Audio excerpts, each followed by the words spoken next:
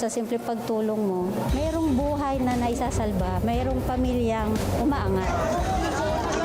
The Senate is now constituted. At ito ang mismong Chinese Coast Guard. Napakinggan ni PBBM. 6 na milyong balotang gagamitin sa A to Z. Kumpleto tayo.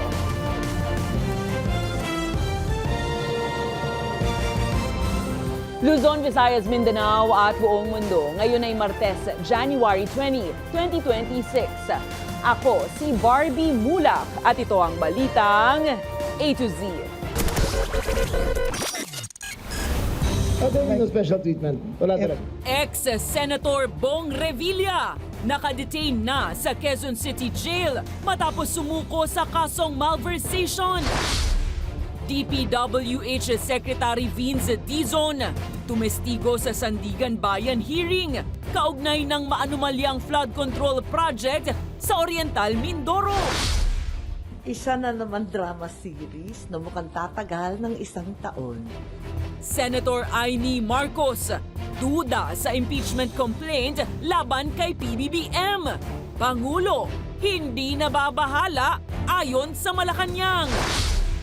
Sa ibayong balita, 19 patay sa wildfires sa Chile. Sa showbiz, anong taon na ba? Celebrities kumasa sa 2016 trend. At official trailer ng reunion movie ni Jericho Rosales at Ann Curtis inilabas na.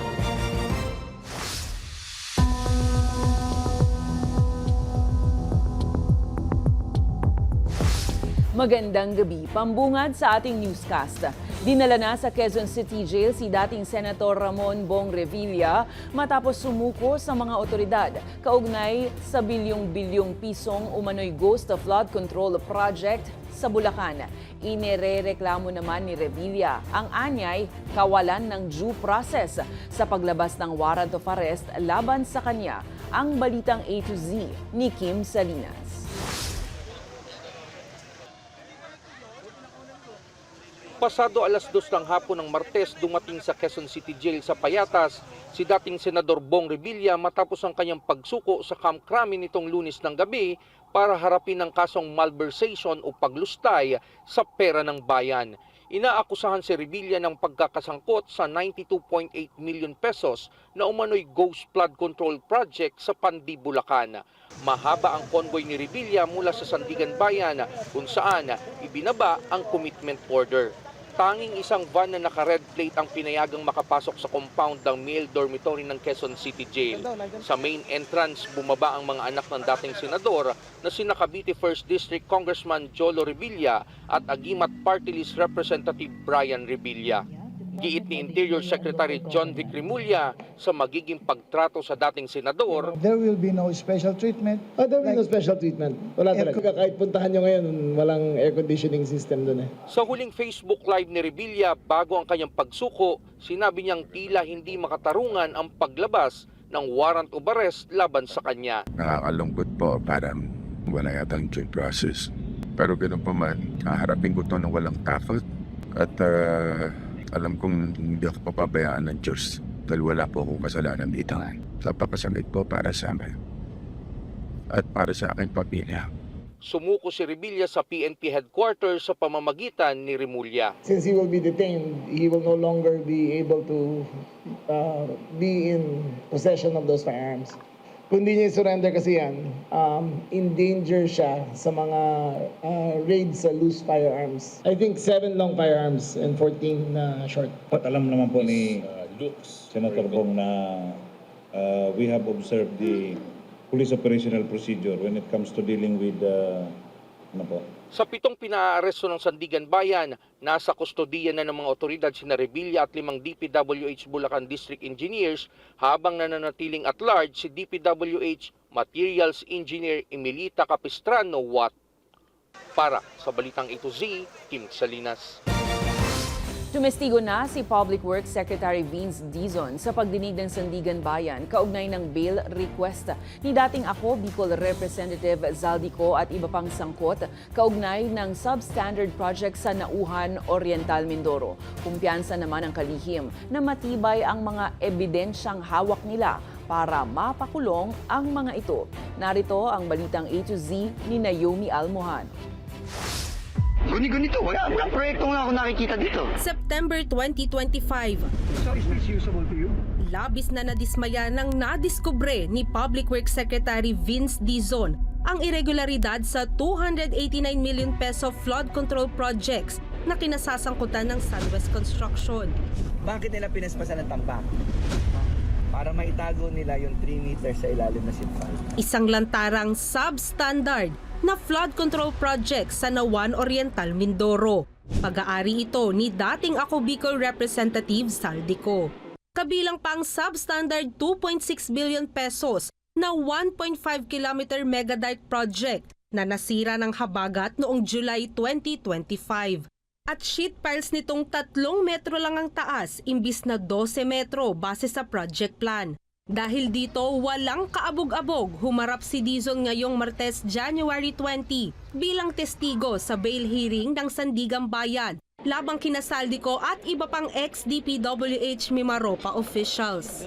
Kitang-kita naman natin na talagang substandard yung mga ginagay na mga sheet pile. So, may kumpiyansa tayo sa ating justice system. Ani Dizon, matibay ang ebidensyang hawak ng ahensya labang kay Ko at mga sangkot sa korupsyong ginawa sa mga proyekto. Sapat aniya ang mga ito para mapatunayan silang guilty. Kumpiyansa tayo sa Sandigan Bayan na talagang mapapatunayan na talagang substandard yung proyekto at nagkakontsyabahan ang Sunwest, si former Congressman Zaldico at mga taga-DPWH para gumawa ng isang substandard na project para nakawin ang pera ng mga kababayan natin. Sinabi rin ng kalihim na dumaan sa tama at legal na proseso ang ginawang inspeksyon sa tila nakakadismayang flood control project maging sa pagsusuri ng Commission on Audit. Nahaharap si Ko sa kasong graft at malversation dahil sa proyektong ito.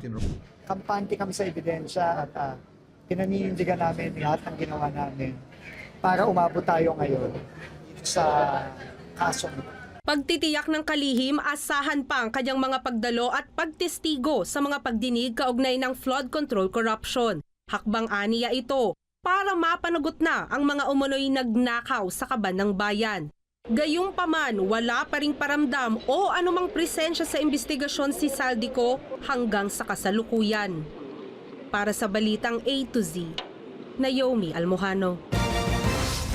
Naniniwala pa rin si Pangulong Ferdinand Marcos Jr. sa mga testimonya ni dating DPWH Secretary Manuel Bonoan sa Senado sa kabilayan ng paratang na nagbigay ito ng mga maling testamento sa investigasyon ng maanumalyang flood control projects ayon sa Malacanang. Ayon nga kay Communications Undersecretary Claire Castro, umaasa ang presidente na katotohanan lang ang sinasabi ni Bonoan. Naungkat ang issue matapos ibunyag ni Senate Blue Ribbon Chairman Ping Lacson na may umano'y maling listahan ng project coordinates na isinumite sa sumbong sa Pangulo website na saklaw ang mga flood control project mula 2022 hanggang 2025. Nauna namang sinabi ni DPWH Undersecretary Arthur Bisnar sa Senado na posibleng mag-umpisa muli ang investigasyon dahil sa discrepancies sa mga coordinate o location. Kung ano po ang nangyaring pag-iimbestiga ngayon, sabi naman po ng DPWH, bago sila magsampa, tinitignan po nila ng maigi. Kulong na yan!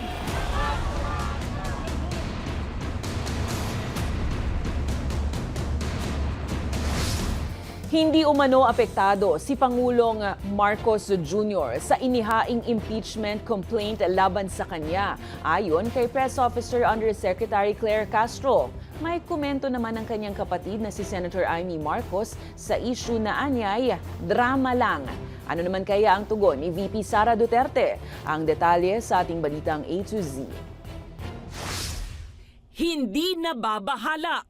Yan ang sabi ng Malacanang ukol sa reaksyon ni Pangulong Ferdinand Marcos Jr. sa inihaing impeachment complaint laban sa kanya nitong January 19. Giit ng palasyo, kumpiyansa ang Pangulo na ang kanyang trabaho ay naaayon sa konstitusyon at batas. Natanong ko na po siya personal. Ang sabi po niya, hindi naman po siya nababahala dahil alam po niya na wala siyang ginawa na impeachable offense na maaari masabi na siya ay dapat managot. Pero kung ang presidential sister na si Senator Amy Marcos ang tatanungin, Isa na naman drama series. duda siya sa reklamong ito. Kilala naman natin sino nag-file at anong background. Kaya yun nga, baka drama series lang to para sa isang taon. Una nang sinabi ni Congressman Paulo Duterte na scripted umano ang first impeachment case kay Marcos. Punto ni Duterte, si Attorney Andre De Jesus na naghain ng impeachment kay Marcos ay abogado rin umano ni First Lady Liza Marcos sa isang disbarment case laban kay Attorney Glenn Chong dahil sa umano'y pisikal na pagbabanta sa unang ginang noon. Agad namang pinasinungalingan ng palasyo ang paratang. Ang First Lady po ay hindi po nagsasampa ng disbarment case. Hindi po niya abogado ang nasabing nagsampa ng impeachment complaint sa Pangulo. At kung nagsampa man siya ng disbarment case, ito ay on his own volition. So hindi po niya nire-represent ang unang ginang. Sinalag rin ng administrasyon ang alegasyong sinadya ang tila mahinang reklamo para malusutan ang Supreme Court ruling na nagbabawal sa paghahain ng mahigit sa isang impeachment complaint sa parehong opisyal sa loob ng isang taon.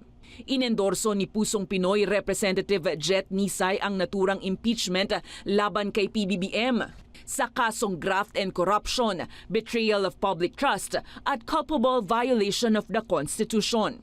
Hindi maganda sa imahe ng Pangulo na siya ay masampahan ng impeachment complaint. Samantala, tumangging mag-react si Vice President Sara Duterte sa issue. Sa ngayon, wala pa. Hintayin natin ang mga susunod na mga araw kung meron akong reaction. Gayunpaman, inaasahan na ni VP Sara ang sariling impeachment complaint na anyay nakaschedule umanong ihain laban sa kanya ng kanyang mga kritiko kapag napaso na ang 1-year ban sa February 6. So, alam na natin yun na mangyayari yun. As expected as well, magiging katulad lang din yan nung nakaraan na ginagawang fundraising ng mga members of the House of Representatives yung pagpirma nila sa impeachment. It's all about the money dyan. Matatandaang may banta ang ilang grupo na maghain ng bagong impeachment complaint laban kay Duterte dahil pa rin sa umano'y maanumalyang paggasta ng kanyang opisina ng 125 million pesos na confidential funds sa loob lang ng 11 araw.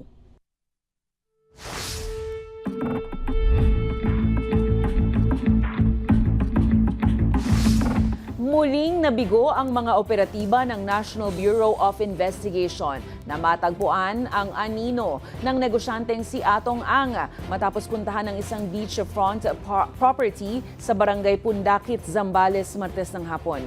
Dala ng mga ahente ang warrant of arrest para sa kidnapping at serious illegal detention na inilabas ng Regional Trial Court Branch 26 ng Santa Cruz, Laguna, pero hindi natagpuan ang high-profile na personalidad sa nasabing lugar. Tanging caretaker at mga construction workers lang ang naabutan doon, pero tumanggi ang mga ito na magbigay ng pahayag. Wala pa ring pahayag ang NBI kung ano ang mga susunod na hakbang habang nananatili namang hindi alam ang kinaroroonan ni Charlie Atong Ang. Ayon sa pagkakaalam ko, ayon sa mga caretaker din, kasi matagal na rin po tayong punong barangay o kapitan dito sa barangay, ay pag-aari po ni Boss Atong Ang. Pero hindi ko pa po siya nakikita. Wala naman po. Actually, labas-pasok kami dito dahil nga po laging tinatamaan ng bagyo po ito. Wala naman po kaming kahinahin lang nakikita bukod sa paggagawa lang ng construction. Sa ibang balita, masiglang ipinagdiwang ng mga lokal maging ng mga dayuhan na nakisaya sa ika-50 anibersaryo ng sinulog sa Cabancalan, Negros Occidental. Tampok sa selebrasyon ng makukulay at ang grandeng Grand Tribal and Arena Dance Competition na ginanap nitong linggo. Wagi naman bilang Grand Champion ng tribo at iklan na humakot din ng iba-ibang parangal. Kabilang na ang Best in Costume at Choreography. Itinuturing na isa sa pinakatampok na pagdiriwang ng sinulog sa Cabancalan ang kompetisyon na nagtatampok sa kultura, pananampalataya at sining ng mga Negrense.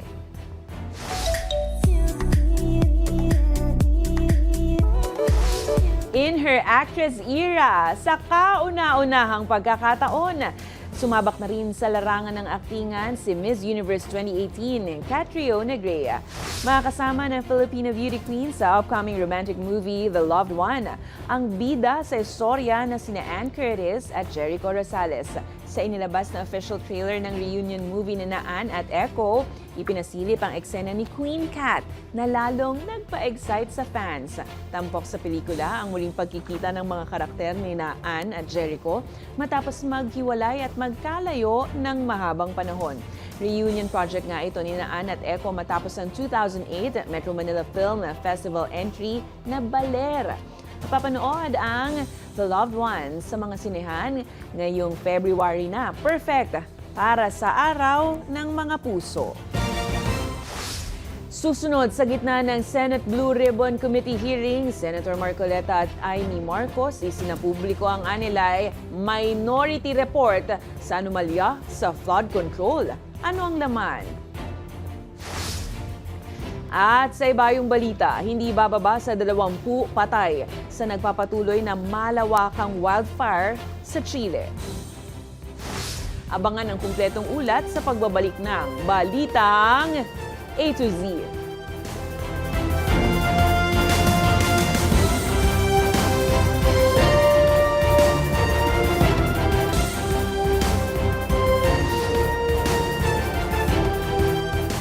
Umabot na sa mahigit 130,000 na pamilya o mahigit 400,000 individual ang apektado ng bagyong Ada ayon sa pinakahuling ulat ng National Disaster Risk Reduction and Management Council.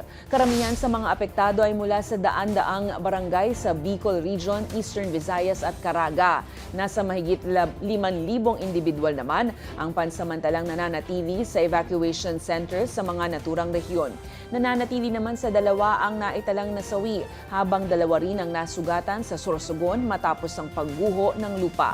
Umabot na po sa 6.6 million pesos ang halaga ng tulong na naipamahagi ng pamahalaan sa mga naapektuhan ng bagyong Ada.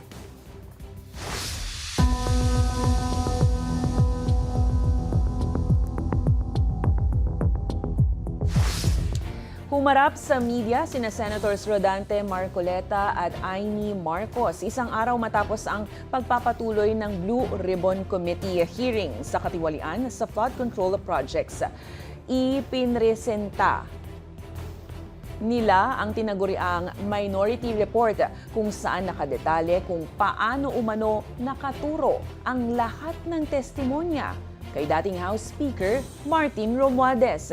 Pero kung sino ang mas mataas na opisyal sa likod umano ni Romualdez, alamin ang detalye sa Balitang A to Z ni Ace Cruz.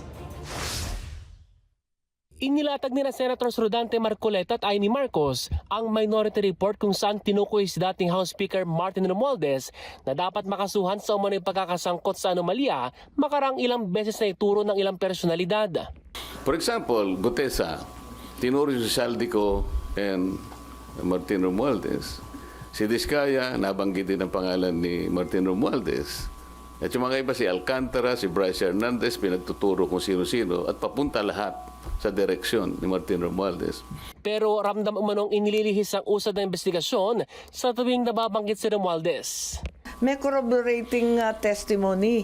Tulad nung sinabi ni Gutesa, yung 30 tama rin, parang tama din at yun din ang binanggit ni Saldico. Tapos tumbok din dun sa sinasabi naman ni Diskaya. Sa higit 500 pages na report, Kapay tinuturo ni na dating DPWH Undersecretary Roberto Bernardo at dating Bulacan Engineer Henry Alcantara si resigned Congressman Saldico na umano'y pinapartihan nila ng 25% na kickback mula sa flood control funds. Ang surprise witness namang si Orly Guteza na dati umanong security aide ni Ko ang naghahatid umano ng mali-maletang kickback sa bahay ni Cuatro Romualdez. Pati ang mag-asawang kontratistang sina Curly at Sara Diskaya ay tinuturo ang dating kongresista at dating House Speaker na nakakatanggap umano ng mga kickback batay sa salaysay ng ilang nakatransaksyon nila. Ngunit kung sino ang mas mataas na opisyal na kumukumpas kay Romualdez, palaisipan pa rin ito batay sa Minority Report. May iba pang pinangalanan sa report na nirekomendang sampahan ng criminal, administrative o civil cases. Pero 6 lamang sa 9 na minority senators ang pumirma sa minority report kabilang sina Marcoleta, Marcos, Bongo, Robin Padilla, Jingo Estrada at Ronald De La Rosa. Hindi pumirma sina Alan Peter Cayetano, Joel Villanueva at Francis Escudero.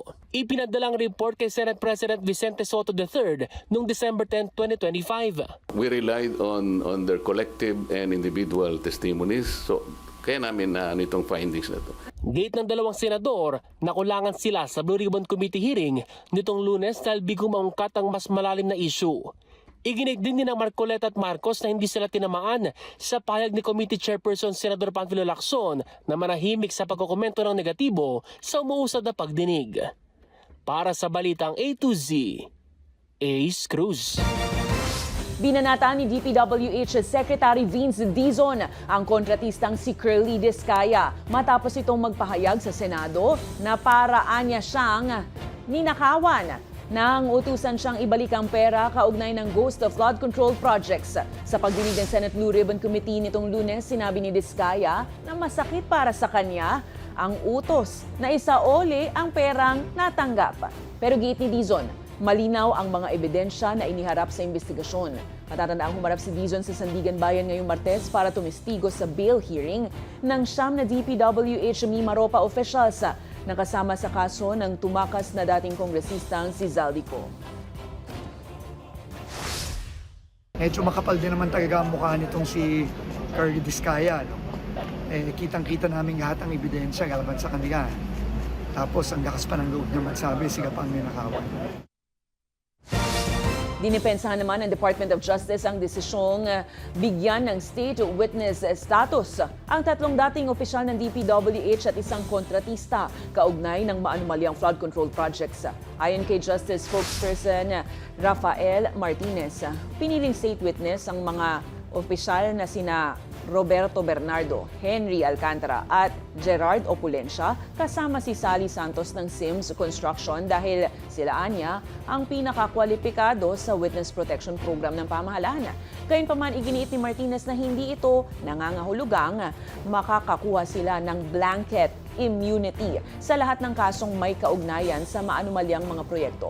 Ayon sa DOJ, limitado lang ang proteksyon ng state witness status at kailangang tuparin ang mga kondisyon ng Memorandum of Agreement bago makamit ang immunity sa mga kaso.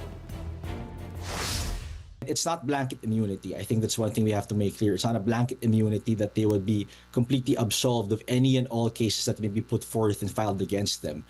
It's only limited to those with which, for which they are willing to testify and for which that they have substantial testimony.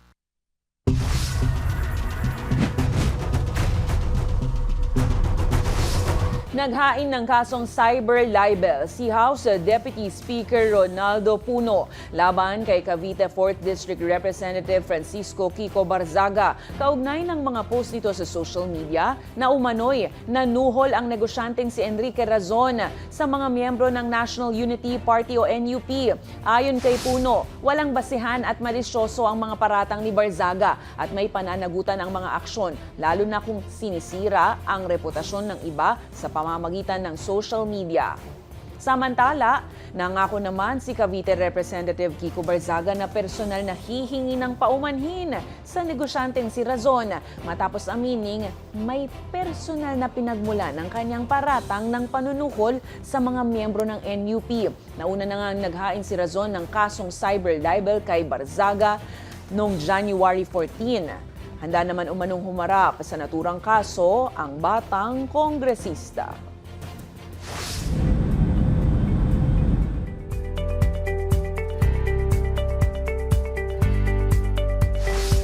Halos burado na ang ilang bayan sa Central at Southern Chile matapos lamunin ng malakas na wildfire na nagsimula nitong linggo, January 18. Hindi bababa sa 20 katao ang nasawi na dahil sa lala ng pangyayari, dahilan para ideklara na ang state of catastrophe. Tinatayang nasa 1,000 bahay na ang nawasak at marami ring establishmento at ari-arian ang nasira sa gitna ng matinding init at malalakas na hangin dulot ng tag-init sa Southern Hemisphere. Patuloy pa ang pagtugon ng pamahalaan sa pangangailangan ng mga apektadong residente habang patuloy pa rin ang pag-apula sa malawakang sunog. Sa aming pagbabalik, naka-join na ba ang lahat? Ilang celebrities kumasa sa 2016 trend para sa #ThrowbackIconicEra. Manatiling nakatutok, kayo ay nanonood ng Balitang A to Z.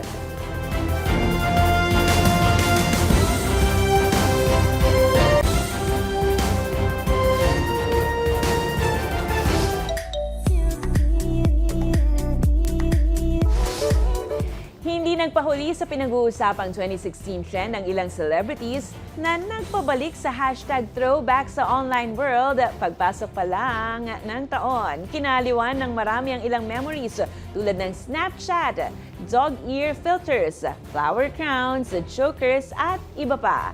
Ang kanilang entries sa Balitang A to Z Showbiz ni Lane Garcia. 2026 is the new 2016. Yan ang trend na pinagpipiestahan ng netizen sa mundo ng social media ngayon. Kaya naman maging ang celebrities at influencers kumasa sa nauusong pakulo kung saan proud na flex nila ang decade-old selfies o #throwback pictures. Isa na riyan si Joshua Garcia na binalikan ang ilang highlights noong 2016. Sa IG, flinex niya ang kanyang lead role sa Vince and Kat and James na naging top-grossing film ng MMFF noong taon na yon. Living young, wild and free naman ang atake ni sexy mom Ellen Adarna with caption, 2016 was my hubadera era, no responsibilities era. Habang in her fashionista era naman ang soon-to-be mom Loisa Andalio with matching high boots, plaid outfit at iconic choker.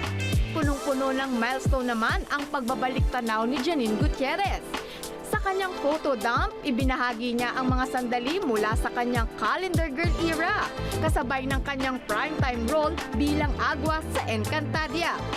It's a golden year naman for Andy Eigenmat sa pagkakapanalo ng kanyang very first FAMAS for Best Actress. Back to school vibes ang dala ng throwback ni Donnie Pangilinan.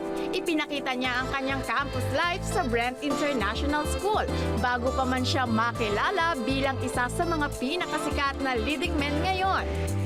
Ilan pa sa mga kumasa sina Alexa Ilacad with her rockstar era, Aura Briguela sa kanyang prime era sa FPJs ang Probinsyano at marami pang iba.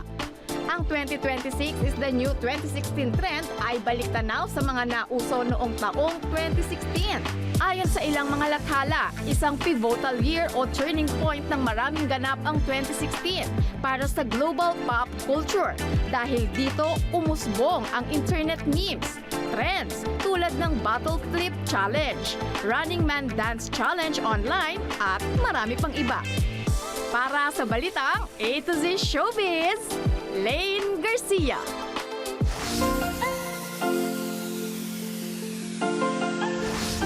Bahagi ng tradisyon ng mga Cebuano ang pagsambit ng Pit Señor sa pista ng Santo Niño. Bahagi rin nito ang Fluvial Parade na taon-taong ginagawa ng mga residente doon. Pero kaakibat nito, dapat ang laging iba yung pag-iingat.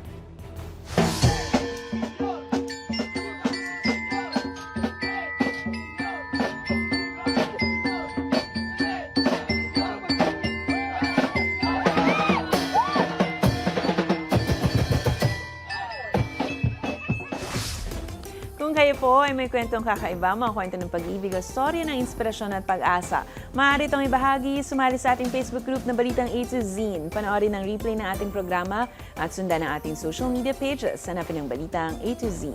Ang ating pabaong quote of the night ngayong Martes ay mula sa Roman Emperor at philosopher na si Marcus Aurelius. Ang sabi niya, huwag nang mag-aksaya ng panahon sa pagtatalo.